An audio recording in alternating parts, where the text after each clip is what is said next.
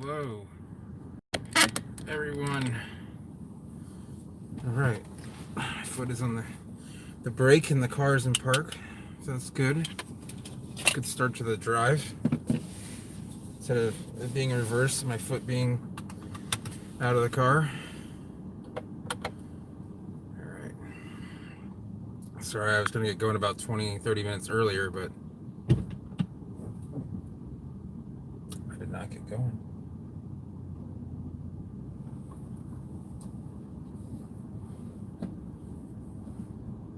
All right, doing that old trip. Doing the usual trip. I got a charger for my phone in the car and everything now, thanks to Amazon.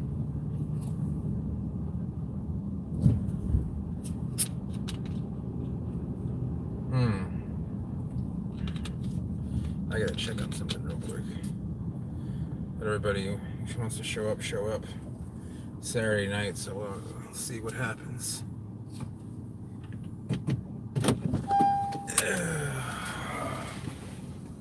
I'm here, guys.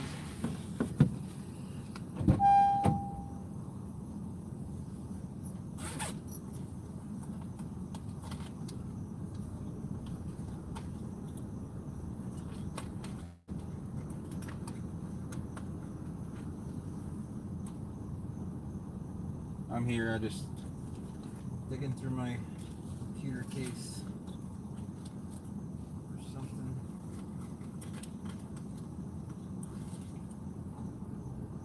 Okay. Found it.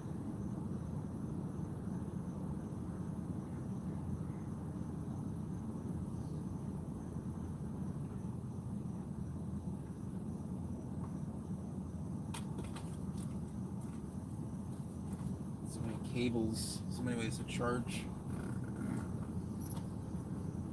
Two different types of Android devices.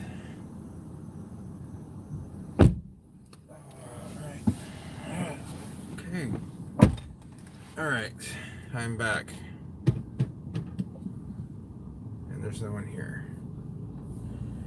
Alright, let's see how this goes for the next little bit.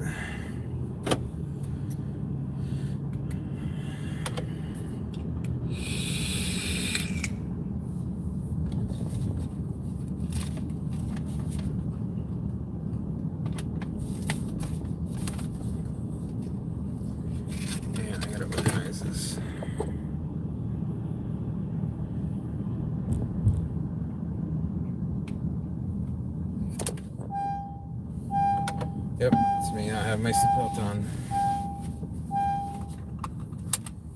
Oh, I made a very important mistake. Wow, I don't know what's wrong with me today. Alright, guys. Oh, I'm gonna have to turn around and go back to the house. I'm just gonna make make a 4-point little turn here. Sorry, guys. Gals. I had a couple gals on, guys and girls, women and men and women, everyone else as well. Some dogs, maybe some chickens. Can't forget about the goat.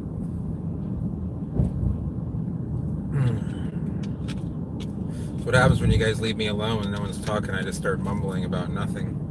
But I forgot my toothbrush, my toothpaste, and I'm getting tailgated by a Mini Cooper.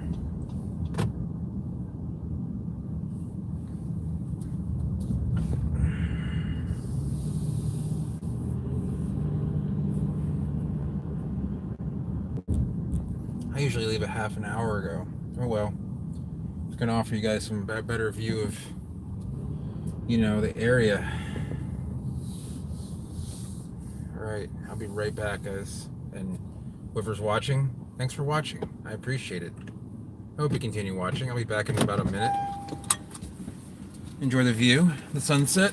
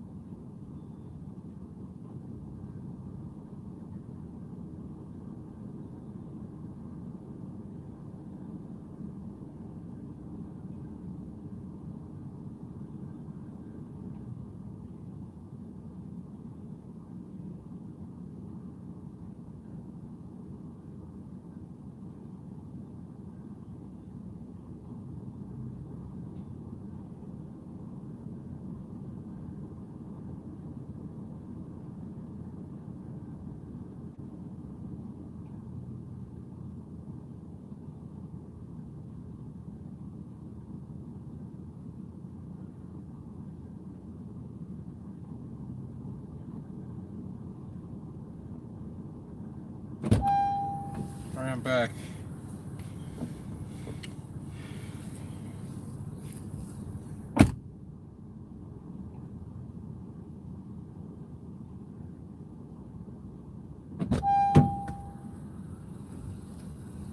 Okay.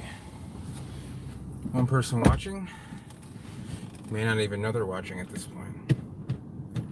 Okay. It's not always a win-win situation, but at least the internet's still going. 2 people. Hello. Hello, second person.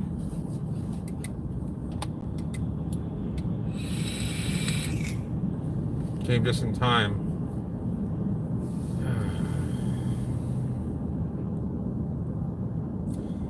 I was gonna make a vlog today. In fact, I spent a half an hour making one, but I got interrupted multiple times. So I might try and do that. Oh man, I forgot to bring my tripod. Do we have to go back again? Alright, I'm gonna have to go back again and get the tripod. I really need to make some vlogs. Alright guys, I'm sorry. The skateboarder.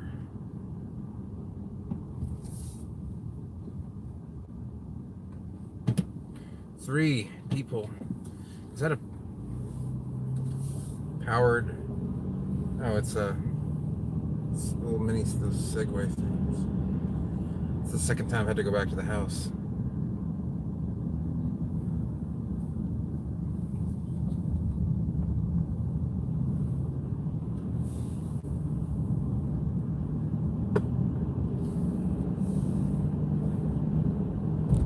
So if you guys are here and want to introduce yourself, go ahead.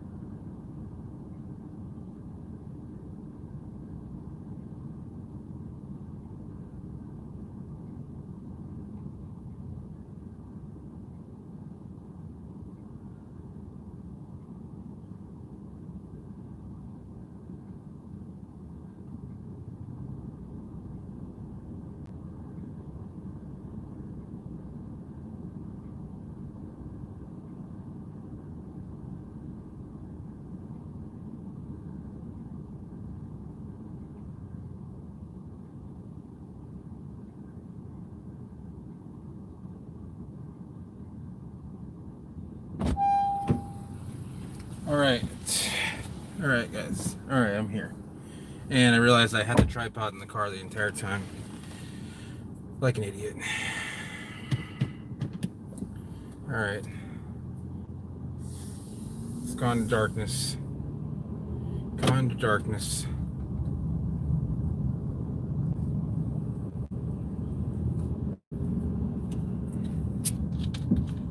Oh. Ran over something.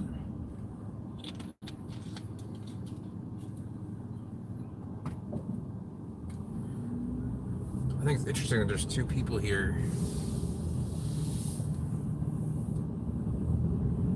I'm not saying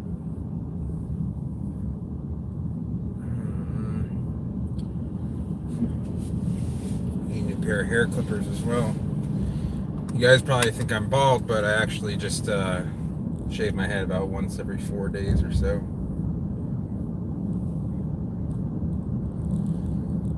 really matters. Figured I'd put that out there. Missed a few spots. Or maybe the clipper's just bad. So anyway, if anyone wants to introduce themselves and say, hey, Christian, I'm here watching your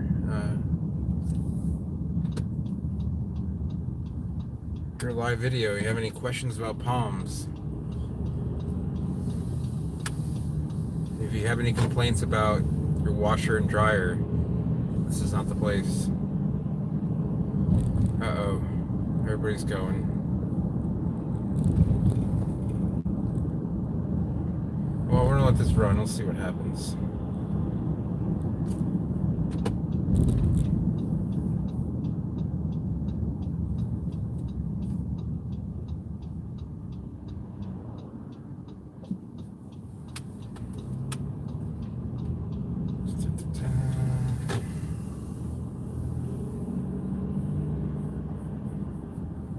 Guess I wouldn't feel that bad about going and getting a soda at 7-Eleven.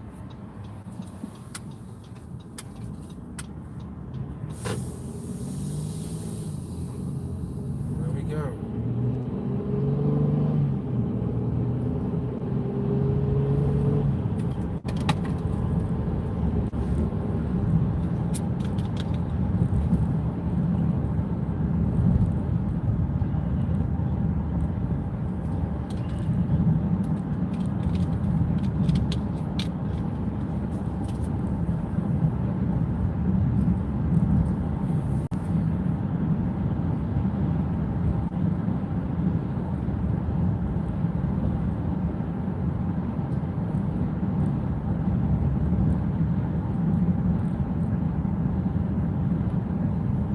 People were not riding bicycles per the proper right-of-way rules, but because it's Florida, you kind of get away with it.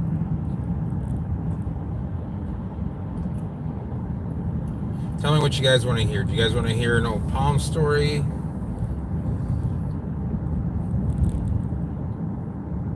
I'm just going to keep it rolling, you know. You just never know what we might catch. Oh boy, it's not as busy as I thought.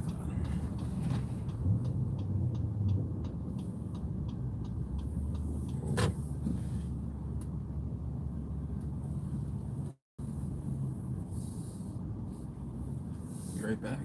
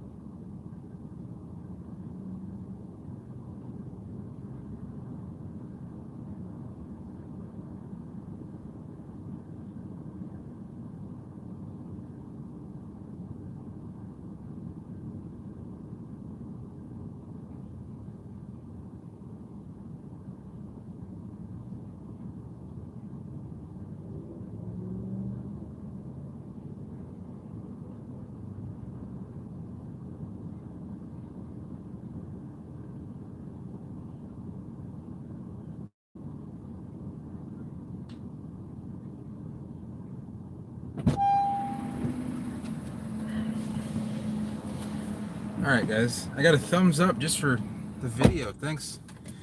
I feel very happy about that. All right. I was supposed to be out of here 45 minutes ago. Like a gentleman that you guys might have seen me interact with there, he was asking about my, I don't know if you guys have seen, but I have what's called a soft topper. It is a soft top to the back of my truck, and you can fold it back and forth. You can unbutton it, you can roll it up, you can do whatever you want with it. You can use it as a sleeping bag, but I highly recommend them.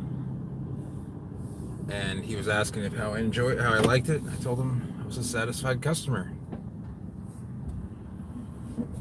Oh man.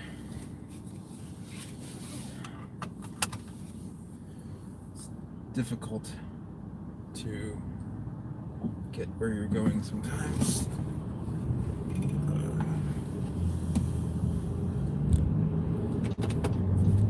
Well, let's just hope that there is no police at that intersection.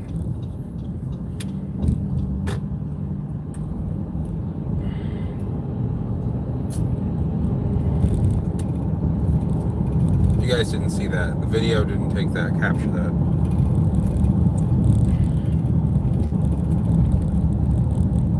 Let me see if I missed some kind of stuff on here that you guys were talking about. Oh, okay.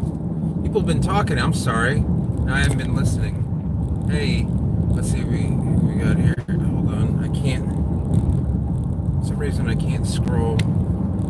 It says hi. Fort Nation.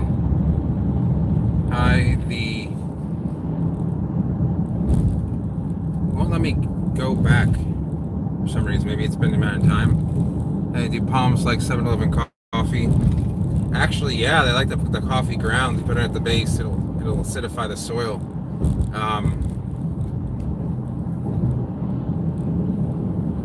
So I'll tell you guys a story about coffee now that you mentioned it. So back in 2008, when I was working for Fairchild, I would come there with some. Okay, cool. Well, I'm glad you enjoy. I'm sorry it's at nighttime. It's just the easiest way to travel, especially in season, because the traffic. I like to take 41 for certain reasons. But anyway. So back in 2008, I started showing up to work with coffee, and no one else drank coffee. Half the people there were Cuban coffee. Cuban coffee is very big.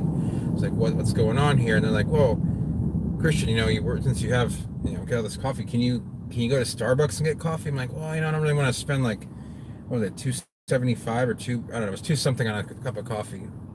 Especially in Miami, you're going to pay more. And I was just thinking, yeah, I mean, if you need me to go, I guess, it's part of the job. And so they said, while you're there, can you ask them for some coffee grounds? I was like, yeah, I guess I can do that. So it's, kind of busy, but I go there.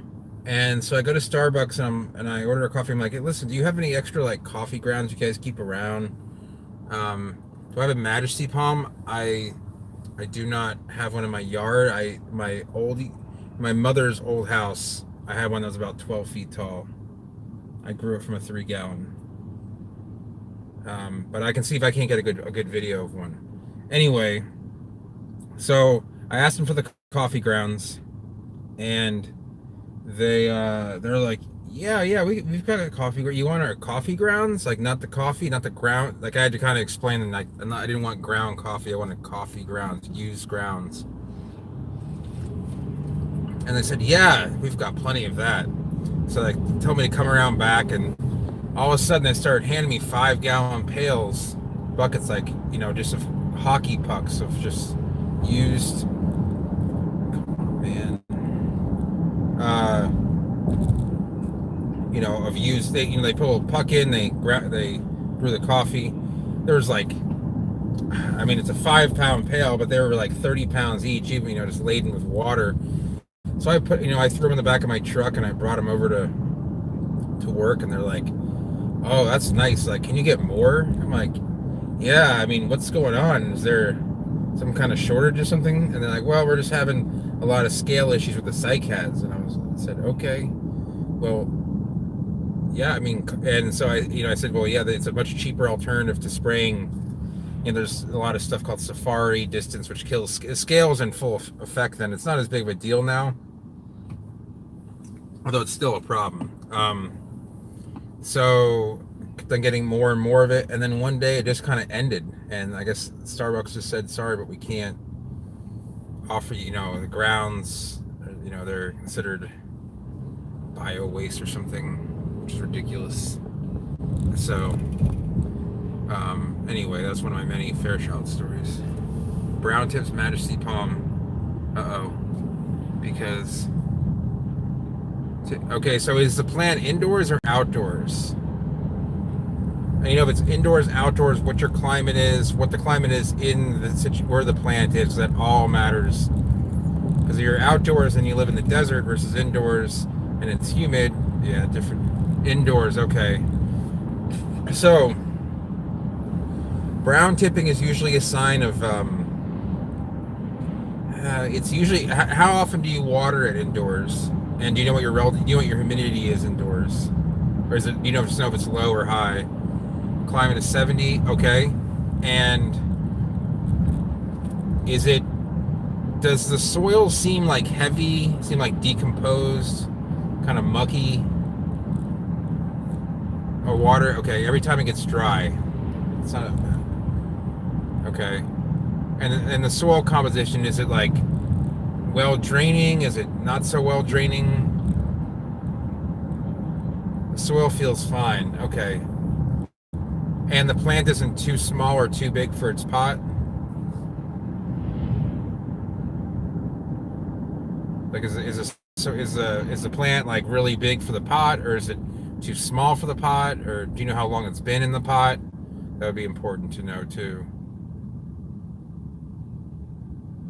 And these traffic patterns leave something to be desired. Let's go here, people. Come on.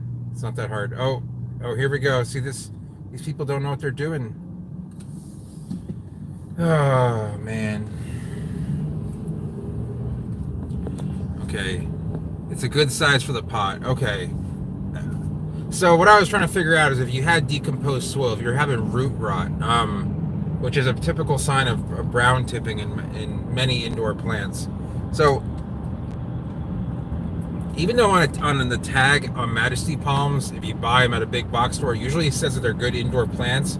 They're actually not that good at all, because they have a very delicate, because their leaves are not like waxy. They don't have any ability to handle like spider mites or scale insects, things that can get in there, spiders.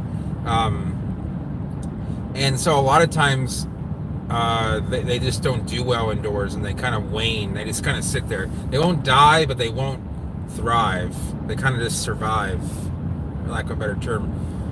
Your brown tipping can be one of a couple things. One is just low relative humidity in your house, because they're native to their scientific name is Ravinia rivularis, meaning of the river. They grow near rivers. They like a lot of water. As you know, you've probably seen the soil, like taking a lot of water. And the problem is that the temperature just doesn't, the amount of photosynthesizing and nutrient uptake that's happening indoors is so little that the plant is just not taking to this new climate very well. Oh, you live in New Hampshire. New Hampshire is where my entire family is from. So where in New Hampshire are you from?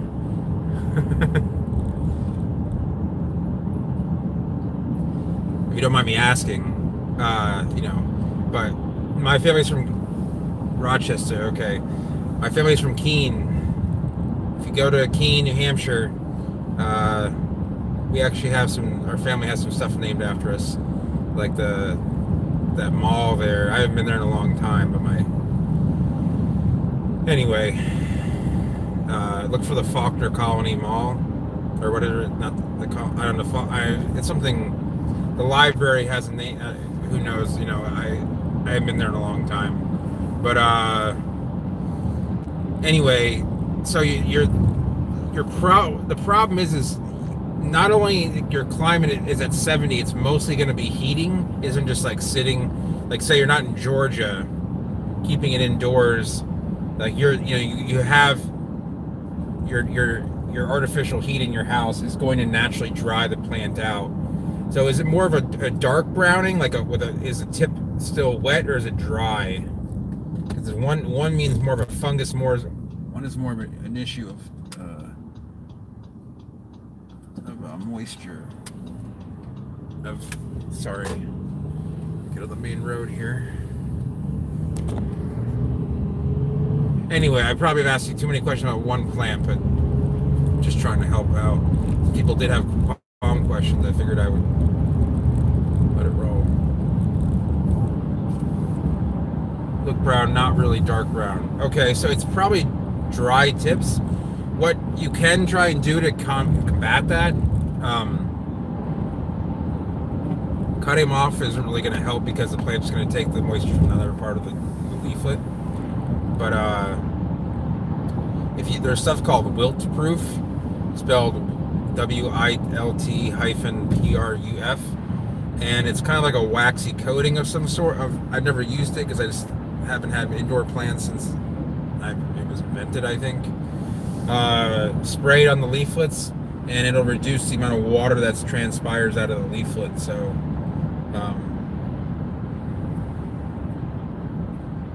Oh, hey. Zoon Vandeby? Sorry. Drive.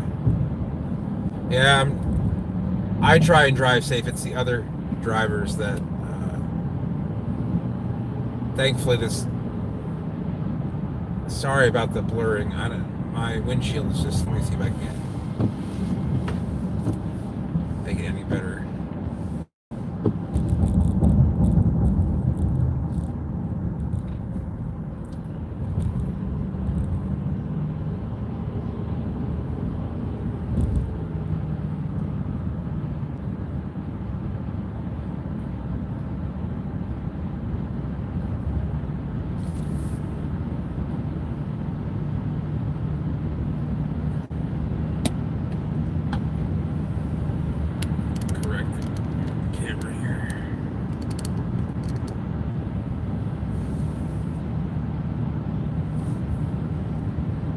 Everyone, get it while it's hot. 6:30 here Eastern, so 3:30 Pacific, and I believe it would be that would make it 11. No, yeah, I'd make it 12:30 Central Europe Standard Time and 11:30 in Britain. Pretty sure. Yeah, also one thing you can do is spray the actual leaflets. The plant does want to have moisture on its actual leaflets as well. Should have mentioned that. Not a huge deal, but...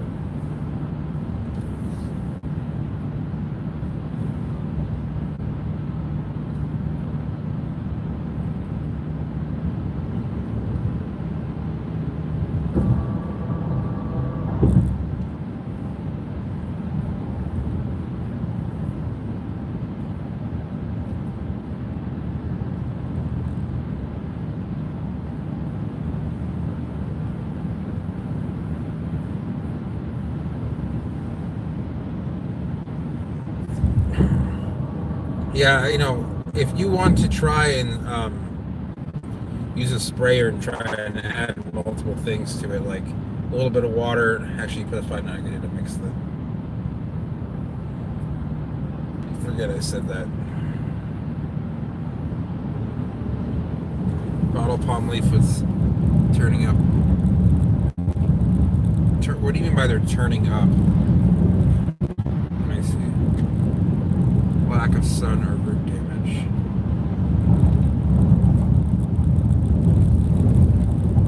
By turning up, do you mean like they're curling? Tilting. Like tilting vertical or tilting horizontal? Because they're kind of like at 45 degrees normally.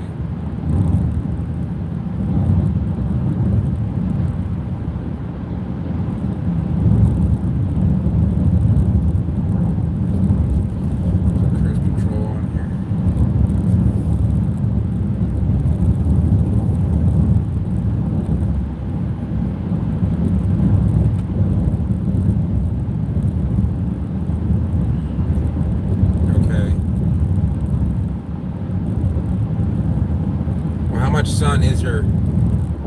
Yeah, I had to see a picture. Let me ask you a question. How much sun is your plant getting, and how warm is it?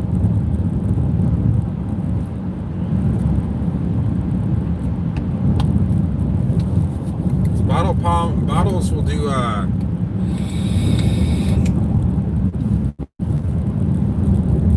will do pretty well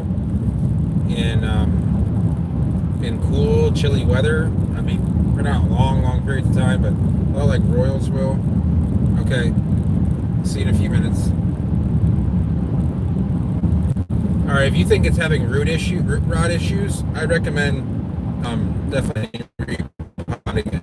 It's very rocky soils that have really good drainage on hills.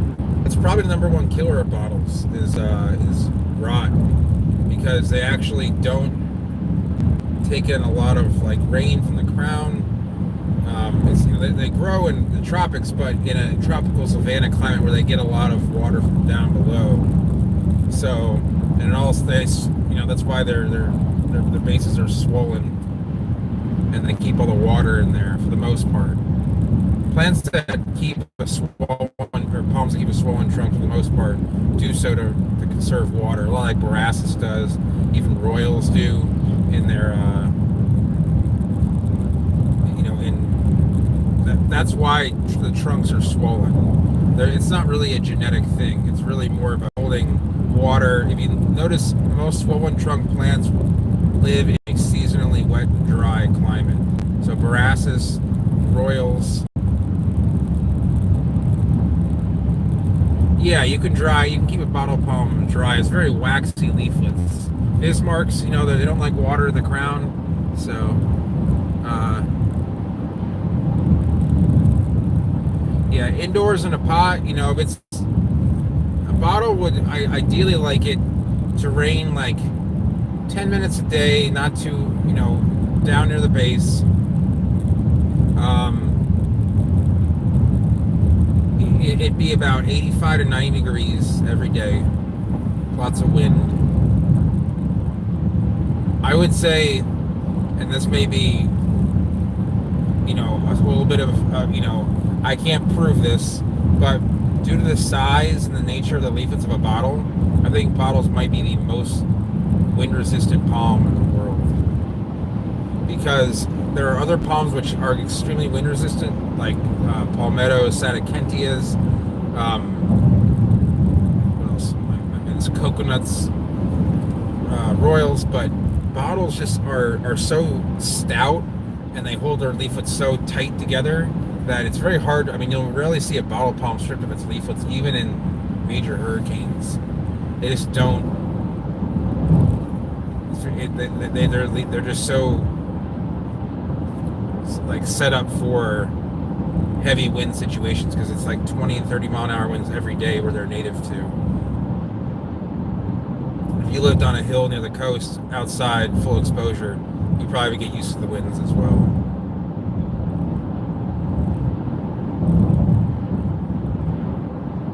So let me see if I missed anything here.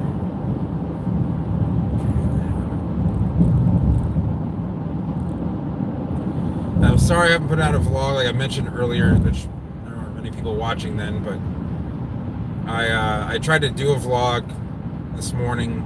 I was having some issues with, one, lighting, and two, music.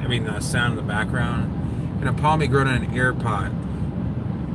Stop the roots growing in a circle in the pot. Now, we mean an air pot. You mean the ones that have like holes all around the sides? It's almost like mesh. Like an air pruning pot. Is that what you mean?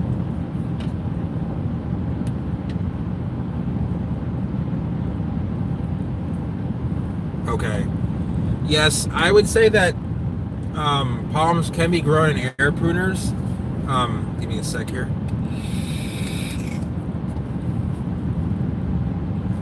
Now, there'd be certain reasons why you would grow one in an air pruning pot. I would say if you want to keep it, the root system a certain size, if you want to keep it from... Palms that have very adventitious root systems would do better in this, because you would kind of train them. I would say slow growing plants, tropical, like real tropical palms, wouldn't do as well because they would dry out way too fast. That's the problem with air pruner pots, is that unless you're spraying water on them like every day, you're gonna have some issues there. So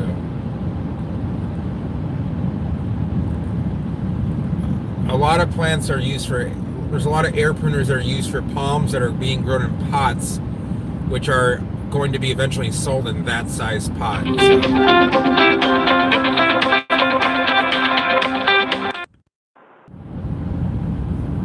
Okay, sorry about that, guys. I'm actually going to see my mother, who, if you guys watch this vlog or watch the videos, is in long-term care. She doesn't know I'm coming up, so I'm driving about 50 miles or so to my sister's and going to see her. But she called and asked why I had not given her a call today. We keep in touch a lot because, you know, my mom's always been there for me, and she's been my number one proponent for, you know, keeping in the palm world, the palm business. So, but I'm going to surprise her, you know, in a sort of a mini surprise. She knows I'm coming up sometime soon. It's not like I'm driving from 1,000 miles away or something. Uh-oh, people leaving. Sorry about that, guys. Sorry I got a couple phone calls here and there. That should be good for the night, though. But yeah, my mom does have a autoimmune, it's a disease called Guillain-Barré. Affects your nerves, and it limits your movement, but hopefully she'll recover from it. So, the man with the plant, yeah, no problem, man. I always try to recommend, for most palms, you're going to want a deeper pot than most nursery pots. So, I wouldn't get, you know, too deep, but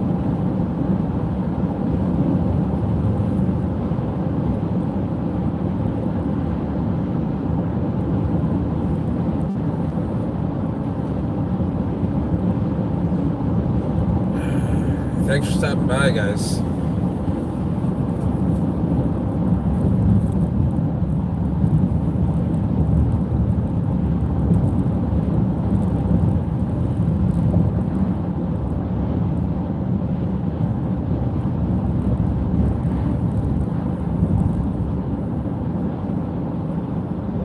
Just this year.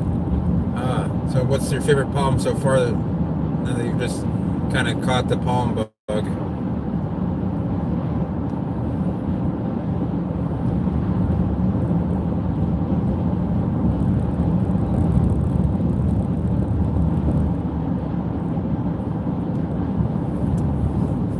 We're back up to 4 watchers.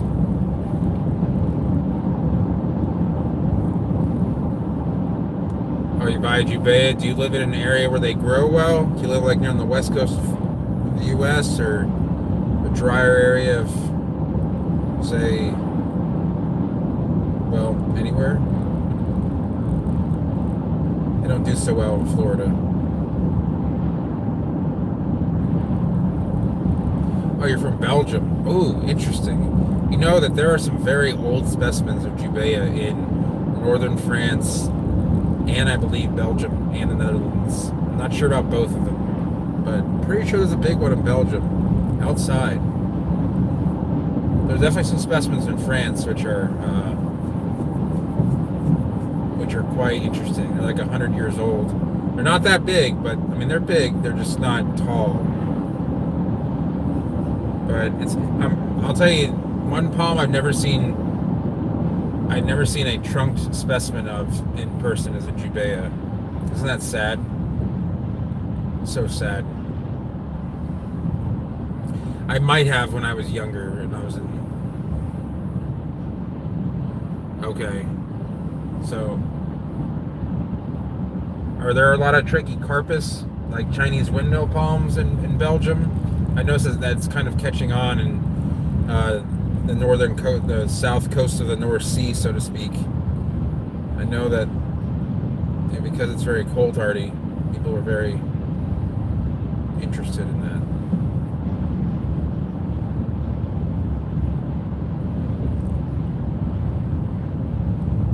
Well, I'm glad that the North, that people get to. I know that how the North Sea. I have a lot of friends that live in either Belgium, Netherlands, northern Germany, England, Ireland, and I know that area, can be kind of gloomy. It's not very sunny a lot of the year. It's not very warm in the summer. I mean, it's not cold, but it's not. And a lot of people vacation down in, say, Greece or Spain, and you want something to remind you of vacation. So now, if you want to try other plants that are like palms, but can handle the cold.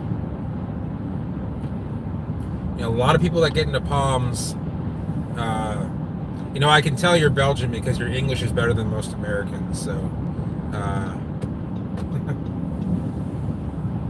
but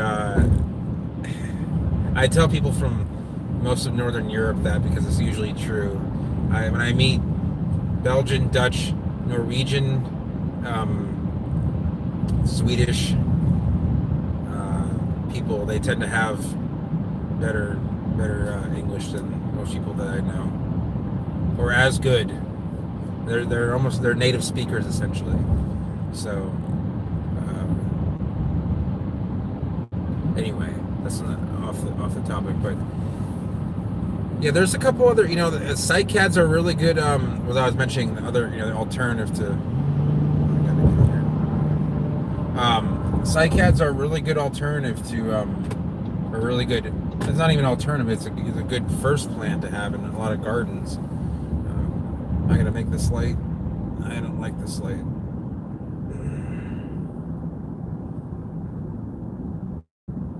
Okay.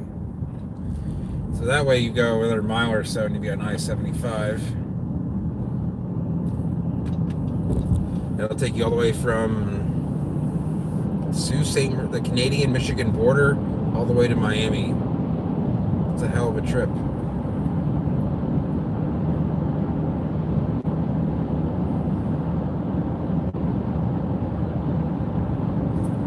It's kind of chilly in here.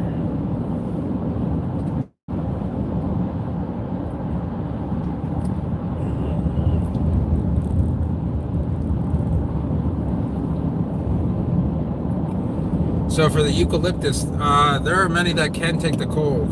I was going to say don't grow them because of the hurricane issue, but you guys don't have one.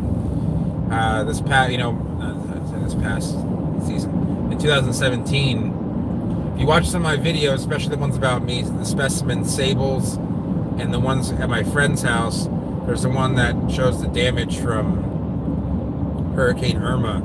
And most of that damage that was done to all the other plants was actually done by 2 eucalyptus trees. One fell in the front area and on the house. The other fell in the front yard and a lot of other palms. So, be careful. Well, you don't have to worry about that. But yeah, eucalyptus, they grow fast. I guess it depends on where you are in Belgium, but if you're near the coast, you have to trim the eucalyptus. What's usually the lowest temperature you get there? 3 meters. Wow. Yeah, eucalyptus are pretty fast growing plants.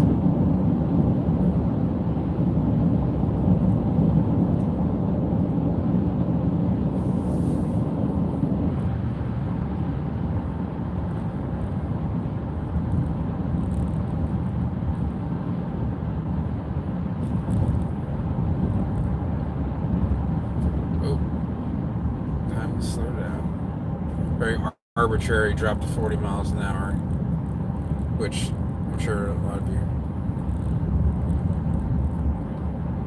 Okay, so you stay pretty warm. You could probably grow a lot of other palms, just they won't grow that fast.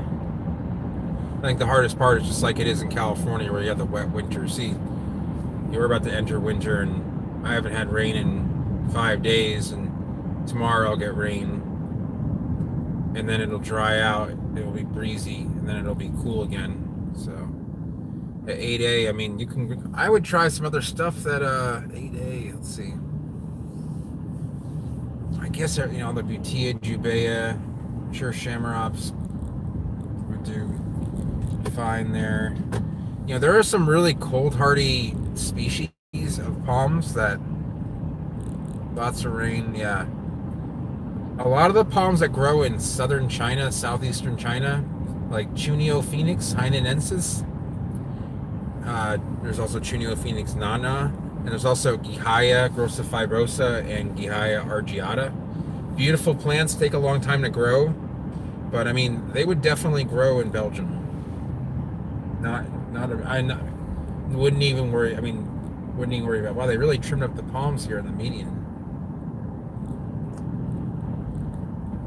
Okay, you fear spear rot. Yeah, I mean, I would fear it too. Yeah.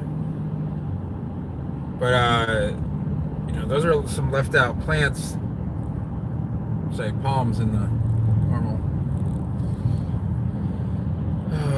It's never a boring day in Florida.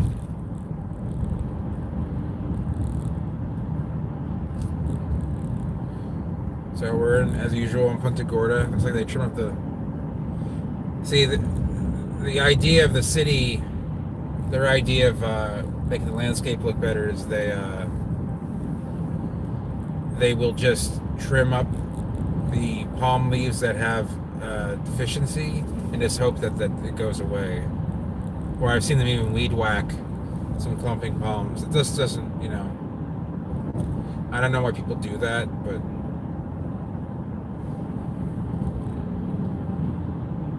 Ford Nation. Hold on, let me merge here real quick. Get out of that. Okay.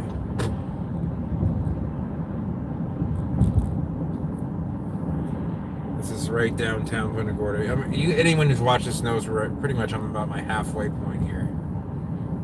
Okay, so Florida's my favorite state. I visit there every year.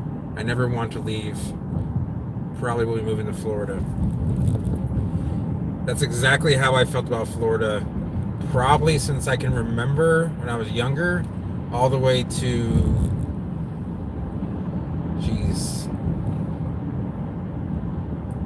maybe 5 years ago. Well, I mean, I moved here obviously in 2004, but about 5 years ago, I thought a little bit differently about it.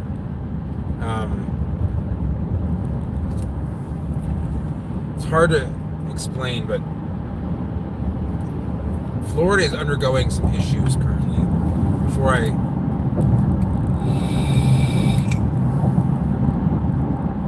get into that, let's give me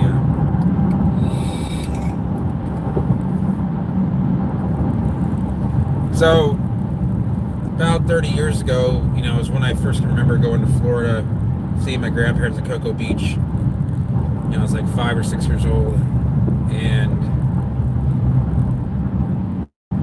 it was a very fun time. It felt like, like that kind of like old Florida feeling. And when I moved here in 2004, it was a little bit different. There's a lot of new communities building up, and didn't really mind. I just wanted to be nothing but in Florida. The greatest day of my life was the day I moved here. And over time, things were a little bit hard at first. It was hard to meet new people, but I met some new people. I met people in the palm world that definitely would help. I don't think I could be here if it weren't for palm friends and working with plants. But there was an aspect of Florida that I really didn't like, and it was really the best way I can explain it is lack of a sense of community. So, for example, I'm in Port Charlotte here now. There's probably 40,000 people in this general area between Port Charlotte and Punta Gorda, maybe 50 or 60,000, and yet there's no sense of like, okay, let's look out for each other like I'm used to back in Virginia or New York.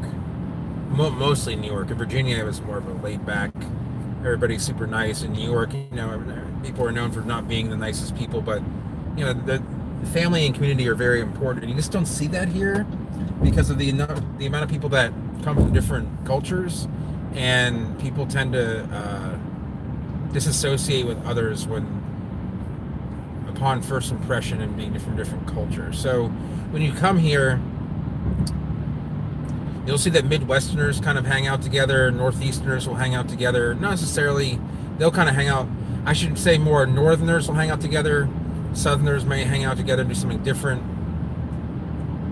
And then you'll have different ethnicities doing, like, there's there's large Haitian, Jamaican, obviously Cuban, Puerto Rican minorities, which they all like to, I mean, they all share a Latino, I mean, except for Haitians, a Latino background, but there feels like there's a divide, and it really sucks because some of my best friends in the plant world are Cuban, and I feel like sometimes when I am in Miami, I feel like I'm being judged by the general population, because if you guys know, Miami is about 85%, or I should say 75% Cuban, and another 10% of other minorities. It's not, and I'm not trying to like go on an ethnic thing here. I'm just explaining that I wish that there was a closer sense of community in these towns here in the West Coast. And Cape Coral is building so fast that people are from all over the place, and they just, it's like, when you're in traffic and someone cuts you off and no one really cares because no one knows who you are and they won't ever find out. It's like you're cutting off your friend and saying, hey, why were you driving like such an ass, cutting me off? In New York, we drive around town, see someone does that, them. I don't know, maybe it's just the way that I grew up, but there's nothing to do with Palms. It's just a lot of things that it's very hard to meet like lifelong friends here as well. I only have a few. So, because they're going to do the SeaWorld parks. I haven't been to SeaWorld since the 80s, maybe 1990. But my girlfriend keeps on wanting to go. Let's see here.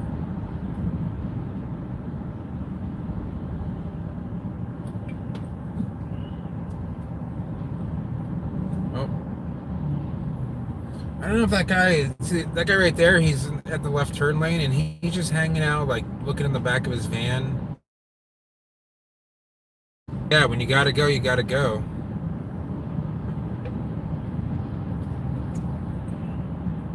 As you guys know, some of the weirdest news happens in Florida, but yeah, Aquatica I've never been to, but I hear great things.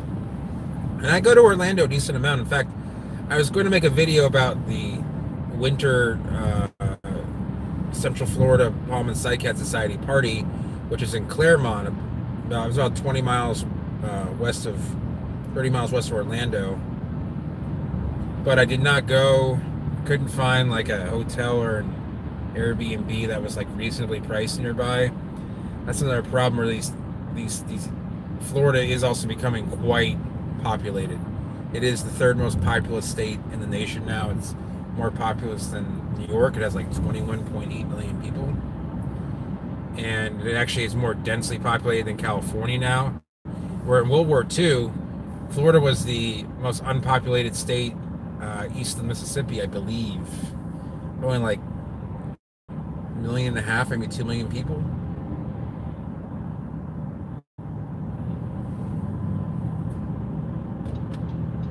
So, it's Saturday night, and it's a 6-lane road. This isn't a large town, but people are coming here. It's Christmas, snowbirds are here. I mean, I have friends who just like can't stand snowbirds, and I don't mind them at all. Like, Canadians want to come down and hang out, that's cool. I just don't, as long as it doesn't affect my daily drive, I find Canadians are very nice people.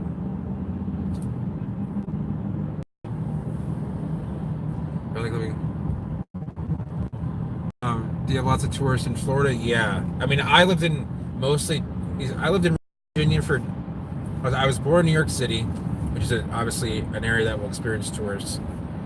Lived outside of the city for about 6 years, and I moved to Virginia when I was just about 7. And then I was 17, I moved back to New York, and I lived in a very touristy area, seasonally touristy during the summer. kind of like it is here in the winter.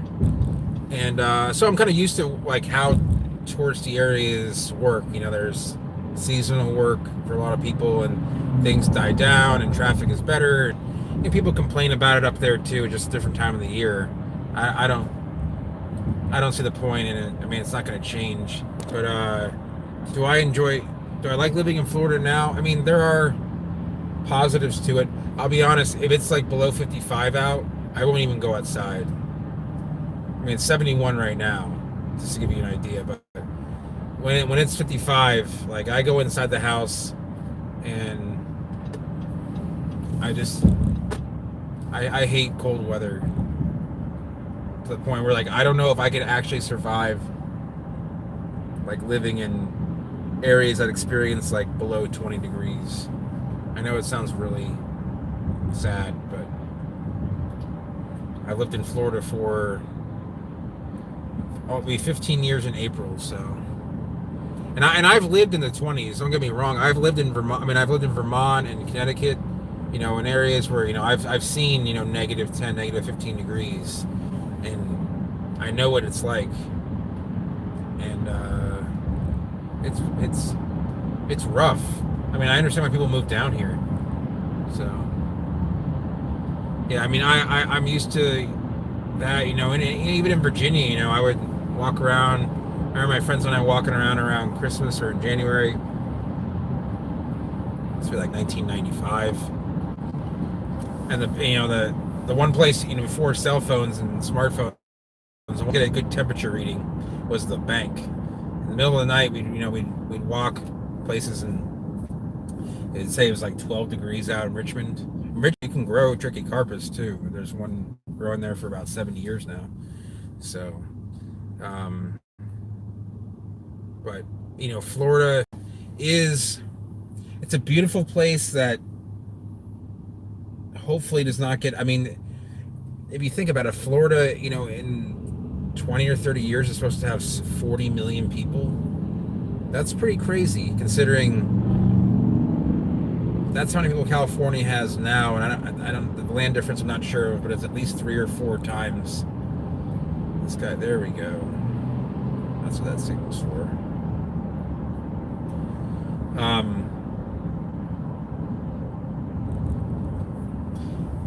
It's just that the amount of places that I used to consider like not suburban or rural are just kind of disappearing. Places that I used to enjoy even just 10 years ago.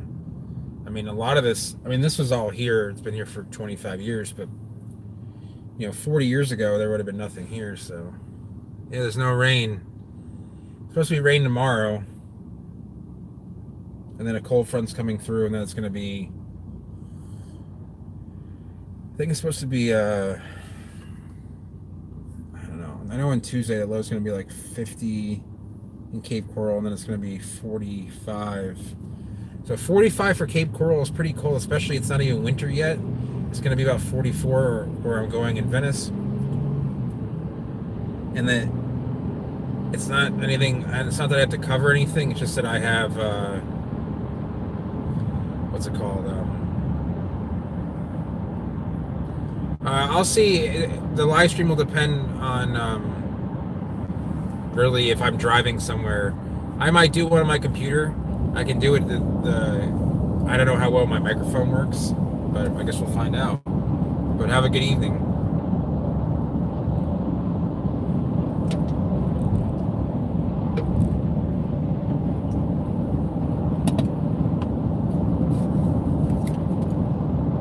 Thank you.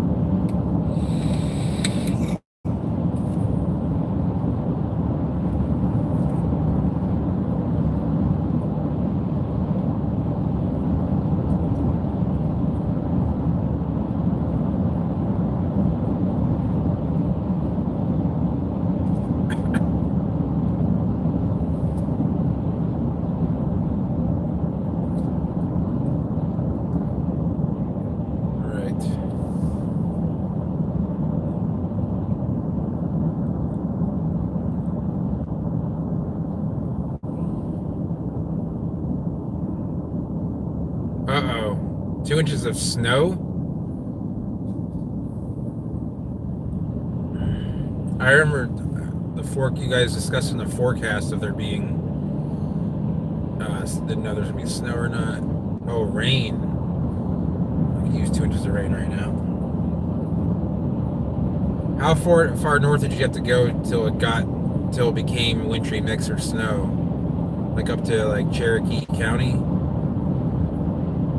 They have snow up there. Did you have to go like further north into the mountains? 20 miles? Okay.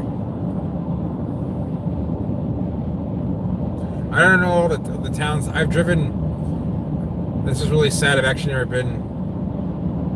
Okay, north end. I've actually never been to Atlanta. I've been to Chattanooga. I've been to like Murphy, North Carolina. I've been to like upstate South Carolina. I've been to Augusta and Savannah, but I've never been to Atlanta. And really the reason I've kind of kept away from it is because I hear about it being so, the traffic being so miserable. I know you live out in the suburbs, so I've seen a map of how big Atlanta has gotten. Reminds me a lot of Miami.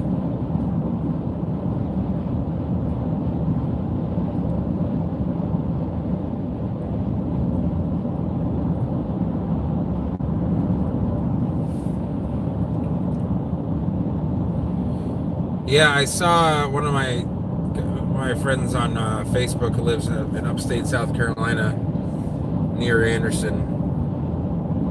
How is it? Just said it's going to be wet and cold there.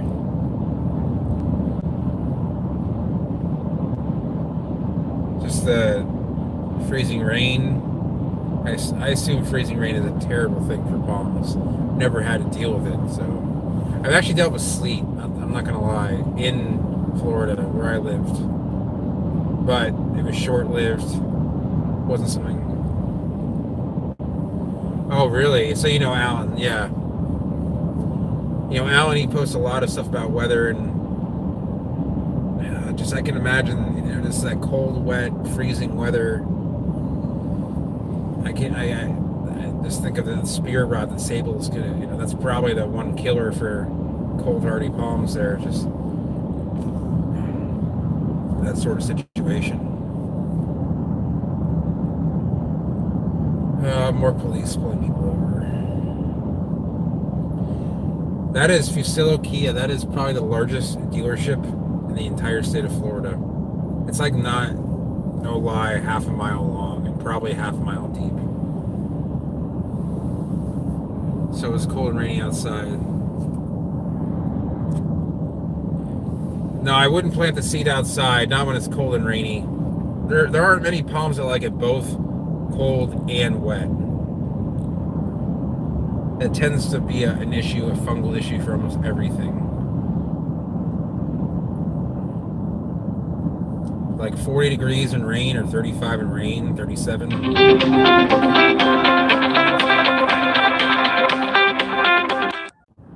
Okay. I really like this new phone. The connection is... Uh-oh. I lost a lot of people. Come back. Sorry, it's my mom. I was trying to surprise her by coming up to see her and not telling her about it. It didn't work out. I had to tell her because she's like, I'm going to go to sleep if you don't, want to talk. I'm about 20 minutes away, so just want to see. We might put my finger. Okay. So my phone seems seemingly.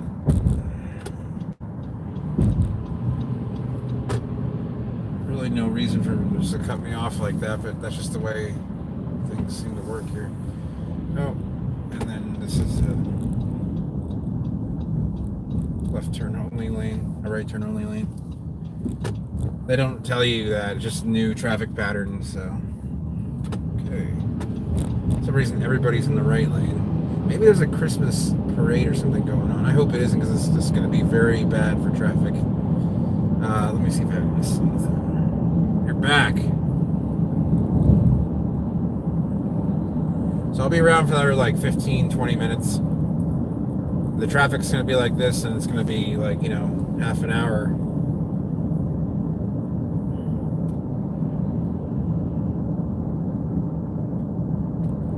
But it's nice out. It's 72 degrees. I mean, it was 80 today. It's perfect weather. Quick question. So it is too late to take the seed out of the ground. I mean, if you want to go pick it up out of the ground, I mean, you could do that. But, I mean, what kind of seed is it? Because that really depends on, if it's sable seed or tricky seed. I know tricky seed lasts a decent amount of time. Sables will last a long time. Most plants that are native to Florida, most palms, sables, Serenoa, okay, I would just leave it. Palmetto seed is good for like a year. It can germinate a year later. So if you want to wait till spring and it heats up and it'll germinate, because I know people who will just throw the seed out in the forest, of like native stuff, just see what grows. A lot of guys use their backyards or forest gardens just to see what'll pop up. Because a lot of times, if you don't have the room to grow like 1,000 of one seed and not even sure how good it is, just throw it in the backyard and see what comes up, and then dig it up.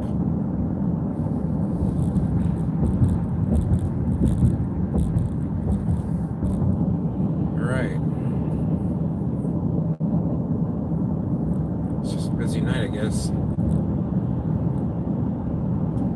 Yeah, if it were something like, I don't know, something that I was unfamiliar with, I'd tell you to go pick it up. But the seeds are so small, I can't imagine telling you to go and get them. You never know. You might have a warm winter day, and they might germinate even. Which is actually what you probably don't want to happen, but because then they gotta survive germinated through those. The hard part is germinated. The thing is, the smaller the palm is, the less cold hardy it's going to be. So a germinated seed of sable is going to actually require some more tender conditions. I mean, yeah, they're not going to like freezes as much, but they're probably not going to germinate until the spring anyway. We're getting out here in Northport.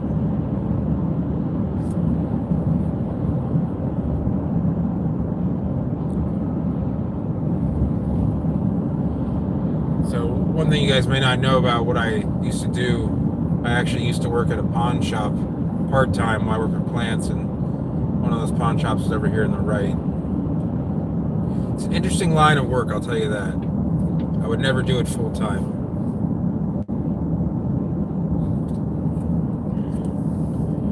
What size should Jubea have to be tolerated? I would want a serious root system established. So -3, I'm assuming you mean -3 Celsius, because I don't think you hit -3 Fahrenheit in Belgium. So, I don't think it would be a problem. Yeah. If it's in a pot, I don't like palms and pots tolerating freezing temperatures, but I can't imagine that a Jubea would have a problem with that. It's when the pot freezes, when it's really wet. That's what you don't want, because if that pot freezes and the roots freeze, and it's just dangerous. But if it's dry, or you have it in the ground, which insulates the roots from freezing. Obviously, you don't have permafrost there. In the ground, I mean, I'd wait till it was like in a 5 to 10 liter pot that was complete full of roots, and then you should be fine. In fact, you might find it better off in the ground.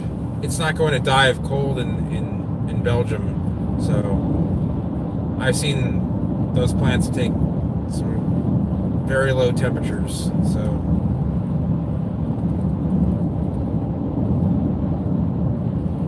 And I'm enjoying this Verizon unlimited data plan. And the phone. I know it's still foggy. That's actually, like I said, I need to wipe down that. You can make a little tent around it if you want for the first season to keep the plant dry. Obviously, Jubeias grow in a drier climate in Chile. They probably do best, getting like if you're going to plant it, trying to keep rainwater off it when it's chilly for the first year, like a tent, and then it can handle it itself. I mean, if you really wanted to baby it, there's nothing wrong with it just planting it out. It all depends on your climate. I mean, I give a lot of respect to people who live in marginal climates and have things growing, because my friends in Hawaii and in northern Australia that have these tropical climates, I mean, I love their plants, but they tell me about, everyone says, oh, you have the, your A+ grower, and they may be, they're the best grower, but I've seen people in Hawaii plant palms, and it's literally take a shovel, move some soil to the side, drop the plant in, and put the soil right back. Because really, once Hawaii takes care of it, once you plant the plant. I mean, unless you live in the dry areas, but all right, looks like it's right here. So now we are kind of on the outskirts of Venice.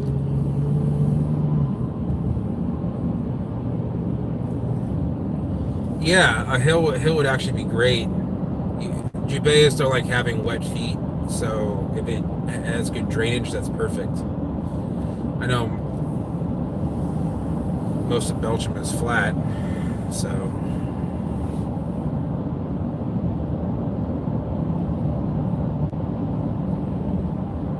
out of curiosity, are you in the Flemish or French area of Belgium?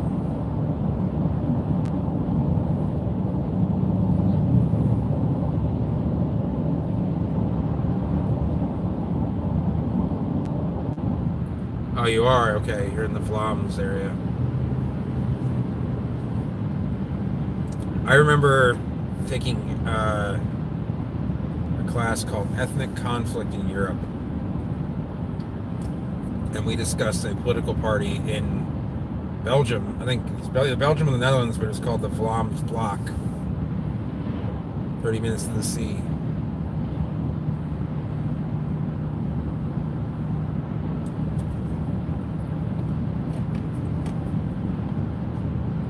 I was curious, just more of a not professional but academic curiosity.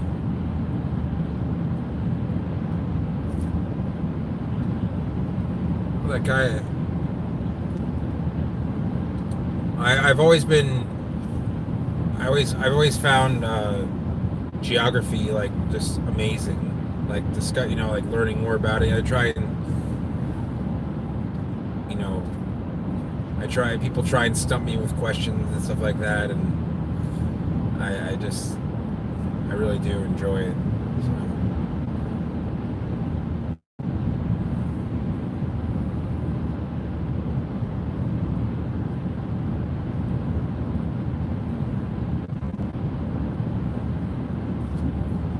Right, I'm going a little bit above the speed limit, and I'm getting tailgated. Well, it's like borderline tailgating. Yeah, physical geography. So, people would ask me what's the highest mountain in a state, or what's the largest city in a nation, or what's the capital. Yeah, I mean, that's what gets me into climates as well. It smells like something's burning in my car. That can't be good.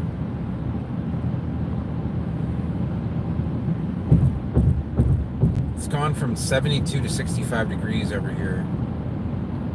It's very interesting. I mean, it's 72 in Northport, which is not a very warm microclimate. What does that smell?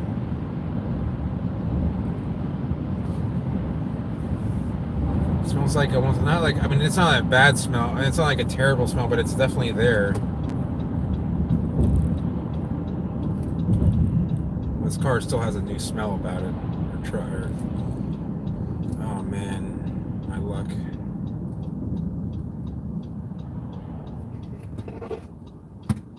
64 degrees.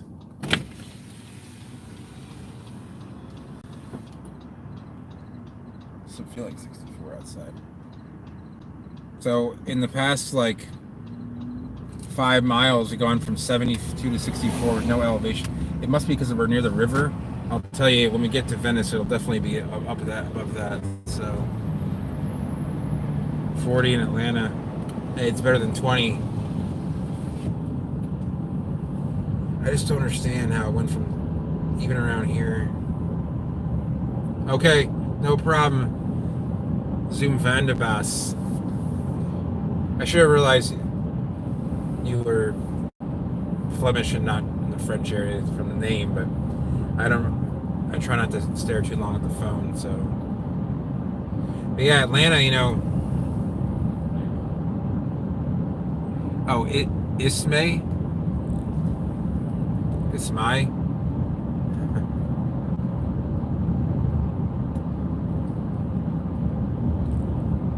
I'll get the pronunciation correct next time. Looks like we have the... So it's 64 now. Let's see. Going to my mother's place is about halfway from here to the water. Roughly speaking. Maybe not quite as far, but... We'll see how warm it gets between here and there.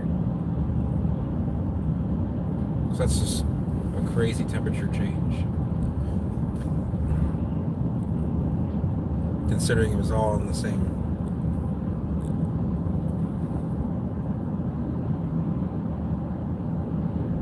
I wonder what's going on here. There's either an event or an accident.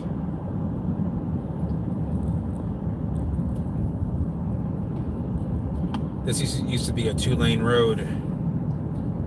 Oh, they're doing some sort of candlelight vigil here. Okay, that's what's going on. It appears. I mean, like a holiday candlelight vigil, I believe.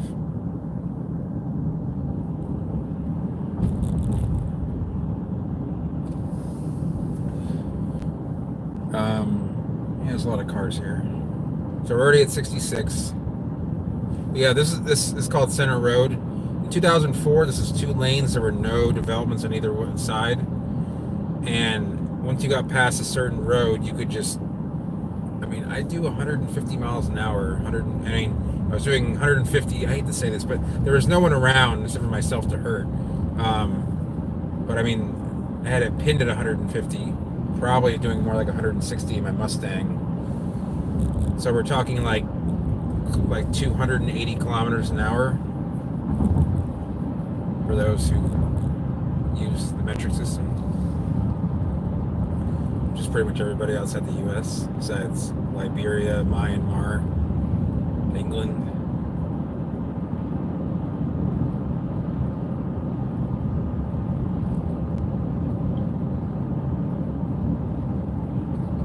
So I only got about like 2 or 3 more minutes if anyone has any questions. We're already back up to 68 degrees here. Show you how much it means. See, I was down by the river, by the Mayaca River. It's a low-lying area, so the cold air sinks down that way. And so Venice is kind of up on a little bit of a ridge, a natural ridge, and hence the cold air will sink away from there and keep it warm. I mean, warmer, relatively speaking.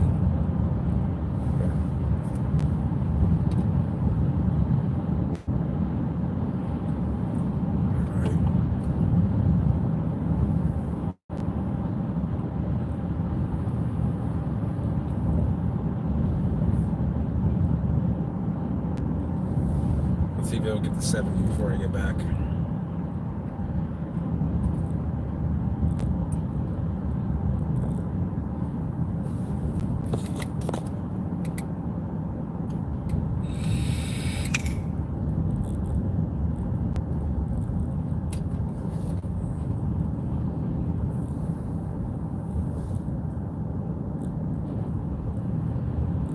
So I think I have an idea what my next 3 or 4 videos are going to be.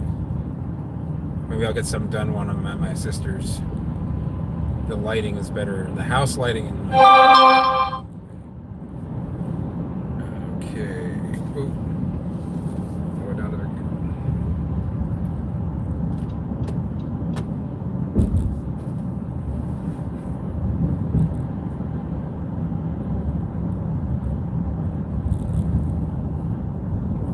Yeah, I think everybody wished it was 70.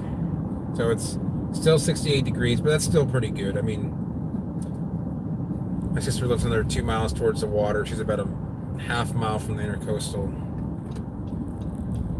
So we are here kind of officially in Venice.